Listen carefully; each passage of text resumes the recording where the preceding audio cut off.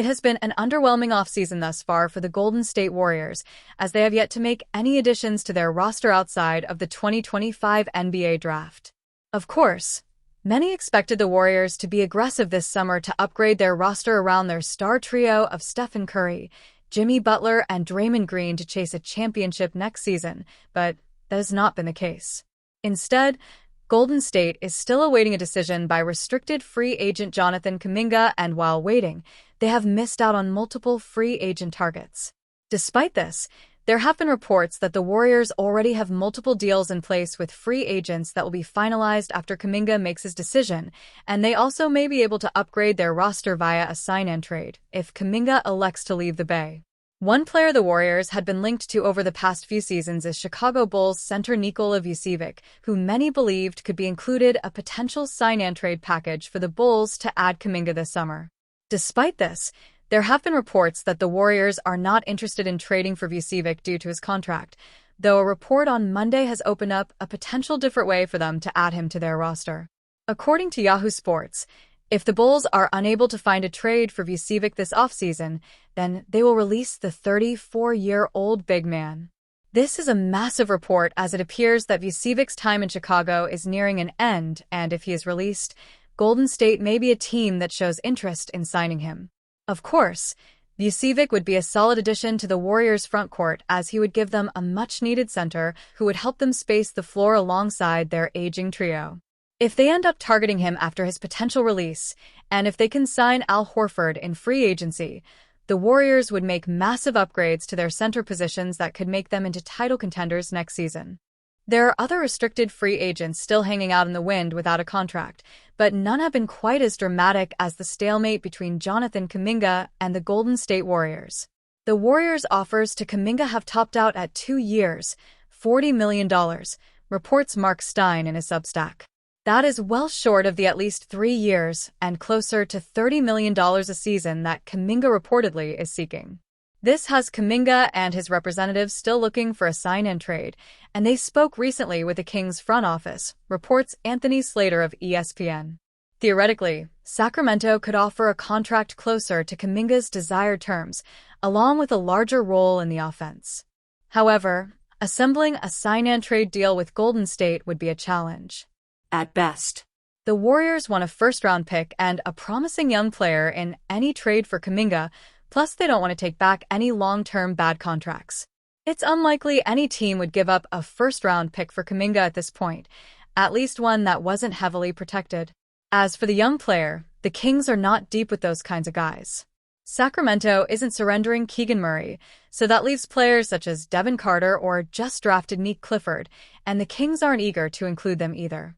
This likely gets resolved closer to the start of training camp, with Kuminga accepting the very tradable 2-year contract, but at a slightly higher price point than has been offered. Not wrapping up Kuminga has the Warriors in limbo, not having signed guys lined up already such as Al Horford and DeAnthony Melton, because they need to see where they are after the Kuminga signing. The challenge is that Steve Kerr will have to highlight Kuminga and give him a real chance, and stick with him through some mistakes. That's challenging on a roster with Stephen Curry and Jimmy Butler as primary ball handlers and the guys who should have the ball in their hands. Plus, Kuminga is really best at the 4, but that is Draymond Green's slot, and Kerr can't play Kuminga 30.5% from 3 last season, and Green 32.5% together because of the lack of shooting.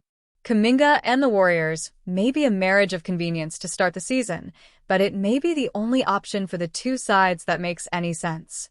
Nearly a full month after the official dawn of free agency, the Golden State Warriors are still without the center many expected them to sign.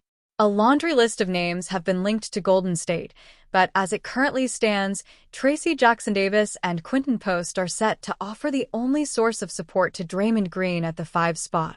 Thankfully for the Warriors, a new opportunity to sign a player fans are quite familiar with has arisen, as Nikola Vucevic appears to be the next big name headed to the buyout market.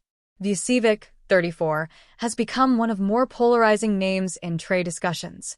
He offers high-level production from a modern 5, but concerns over his defensive acumen have resulted in a surprisingly quiet summer for the two-time All-Star. According to Jake Fisher of Bleacher Report, The lack of an ideal market for Vucevic has created the realistic possibility that he could agree to a buyout instead of waiting out a trade. We've been talking about how there hasn't been much of a market for Nikola Vucevic all along, dating back to last trade deadline. I think at this juncture, we're probably more likely to see a Nikola Vucevic buyout midseason than we are to see a trade. In turn, one of the Warriors' longest speculated targets at center could become available for a fraction of the price they were once expected to have to pay if they wait for a maybe. Nikola Vucevic could be mid-season buyout option, but can Warriors afford to wait? Fisher notes that Vucevic could be a mid-season buyout candidate, thus meaning the Warriors may need to wait several months before bringing him aboard. That puts the front office in a complicated position as far as what its next move should be. Golden State could attempt to wait out the Chicago Bulls and scoop Vucevic up via the buyout market, but it may be sacrificing other valid options in the process. That includes long-rumored target Al Horford, who would fit well with the team in place, albeit at 39 years of age. Horford is a former NBA champion and a player heralded for having a team-first mentality and a level of defensive acumen that has superseded his athletic decline. One might even argue that Horford is a better fit for the Warriors based on his style of play, postseason experience, and superior defensive abilities. Signing Horford is far from an inevitability, however, which makes renewed interest in Vucevic a viable option. Jackson Davis and Post could provide sufficient value in the short term, with the latter even displaying similar offensive characteristics to Vucevic.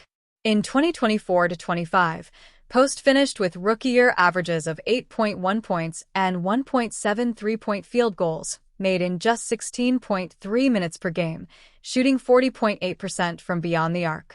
Vucevic, meanwhile, is a proven commodity coming off of a season in which he averaged 18.5 points, 10.1 rebounds, 3.5 assists, and 1.8 three-point field goals, made on .530/.402/.805 shooting. That level of production would certainly alleviate some of the offensive workload from Jimmy Butler and Stephen Curry. One simply can't help but wonder if the Warriors can afford to wait until the season has begun to address the need for improvement at center.